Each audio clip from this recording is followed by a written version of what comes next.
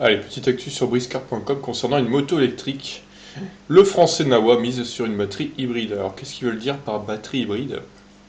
À quelques jours de l'ouverture officielle de l'édition 2020 du CES de Las Vegas, le français Nawa Technologies dévoile un nouveau concept de moto électrique doté d'une batterie hybride intégrant un système de stockage et de récupération d'énergie inédite. Un concept de café racer, baptisé Nawa Racer, capable d'offrir jusqu'à 300 km d'autonomie sur une seule charge. Alors pour une moto, j'ai cru comprendre que 300 km d'autonomie c'était pas mal, vu que les motos thermiques elles peuvent pas faire beaucoup mieux en fait, à part les grosses routières. Donc ça a l'air pas mal là, le truc. Le CES de Las Vegas 2020 ouvrira ses portes le 7 janvier prochain au Convention Center, l'occasion pour de nombreux constructeurs de montrer leurs dernières avancées en matière d'innovation technologique. Pour Nawa Technologies, un spécialiste français des supercondensateurs, ce sera l'occasion de présenter son nouveau concept de moto électrique à autonomie étendue, le Nawa Racer. Il s'agit d'un café racer électrique équipé d'un système d'alimentation hybride combinant un ensemble de supercondensateurs de 100 watts en gros, avec une batterie lithium-ion d'une capacité de 9 kWh. Le système hybride révolutionnaire permet au Nawa Racer de récupérer plus de 80% de l'énergie au freinage et d'être ainsi la moto la plus légère, avec la plus grande autonomie, indique-t-on chez le constructeur. Il promet ainsi une autonomie de 150 km en cycle mixte pour aller jusqu'à 300 km en conduite urbaine, avec seulement donc 9 kWh de batterie. C'est pas mal. Donc le 0 à 100 en 3 secondes, moins de 3 secondes même, ah la vache, ça pousse hein.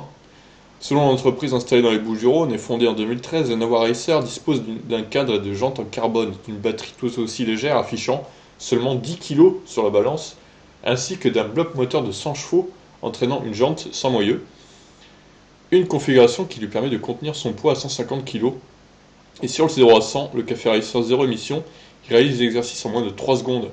Pour ce qui est de la recharge, outre son système de récupération, Nawa Technologies annonce que son modèle peut recouvrer jusqu'à 80% de sa charge en seulement 1 heure sur une borne de recharge résidentielle ou publique. Alors ouais, 80% de 9... Bah, en gros c'est un rechargeur interne 7,4 kW quoi, ou 7,5. C'est à peu près ça. Donc bah, elle est pas mal cette petite moto. Ah c'est pas fini.